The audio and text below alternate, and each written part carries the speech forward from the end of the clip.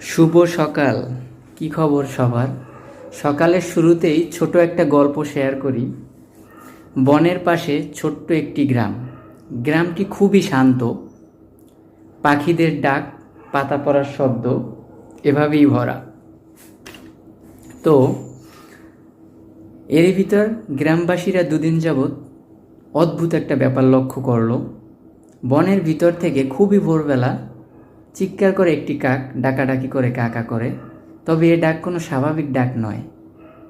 এ ডাক কোনো কিছুর ইঙ্গিত দিচ্ছে, এটাই ধারণা গ্রামবাসীদের।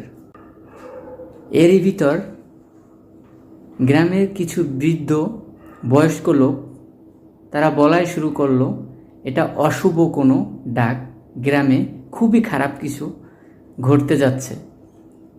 এর ভিতরে ছোট শিশু রাহুল, তার মনে অনেক প্রশ্ন। সে ছুটে যায় বনের পাশে, যেয়ে দেখে একটি কাক ডাকাডাকি করে গাছের ডালে নিচের দিকে তাকিয়ে। রাহুল নিচের দিকে তাকানোর পরে দেখে একটি হরিণের বাচ্চা গর্তের ভিতর আটকে আছে। গ্রামবাসীদের নিয়ে এসে বাচ্চাটিকে উদ্ধার করে কাকটি চলে যায়।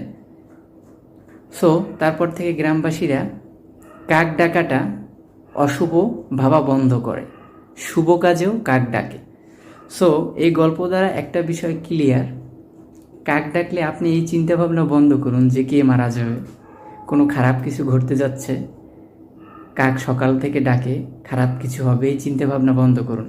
আর সেই সাথে সাথে আপনার জীবনে চলার পথে আপনার আশেপাশে কিছু মানুষ কাকের মতো ডাকাডাকি করবে, আপনি সেটাকে শুভ হিসেবেই নিয়েন।